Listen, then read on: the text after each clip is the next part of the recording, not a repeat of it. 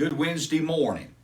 Welcome to Who's Your One Wednesdays here at Southside Baptist Church and Olive Branch Baptist Church. I'm excited to be able to share with you today in our devotion for the day. We're almost, actually a little past the halfway mark in our 40 days of prayer for Who's Your One.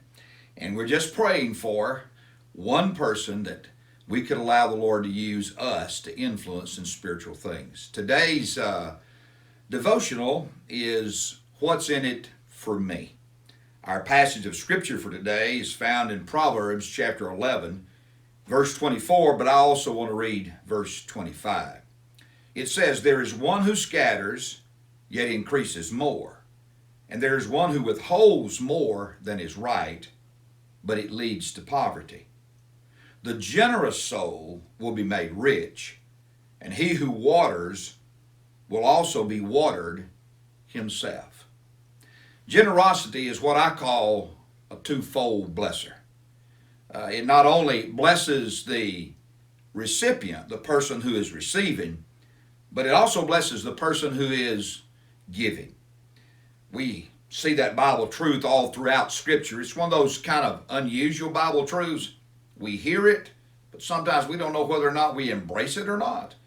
Like in the New Testament in Acts 20:35, when it says that Jesus said, "It is more blessed to give than it is to receive." We hear that, but it's that Bible truth we're not sure about because our tendency is to want to hold and hoard rather than give.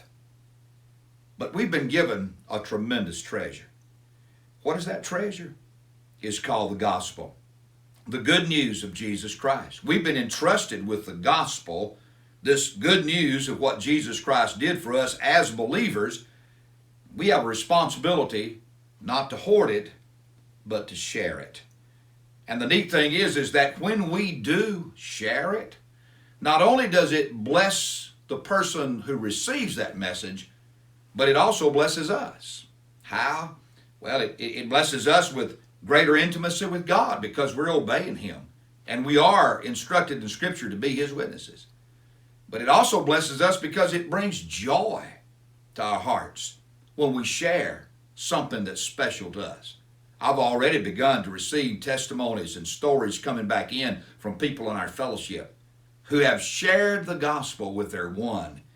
And the intimacy and the joy that that's created in their lives.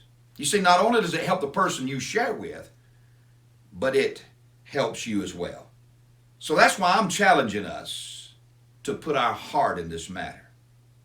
I love the story of Clyde Scott. Clyde Smackover Scott was his nickname, Smackover, because he was named after the hometown he came from, Smackover, Arkansas. He was a great running back and defensive back for the University of Arkansas back in the late 40s. In fact, Clyde helped the University of Arkansas win in 1946 the Southwestern Conference Championship. And he was instrumental in leading Arkansas to its first ever bowl victory. He was a great running back.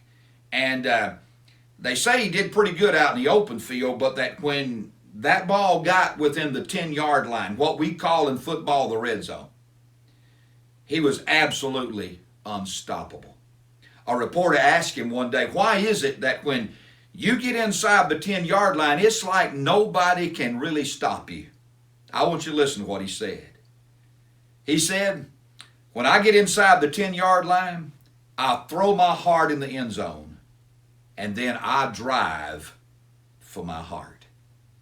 I want to encourage you, as we're a little more than over halfway through 40 days of prayer and Who's Your One, I want to encourage you to put your heart in this.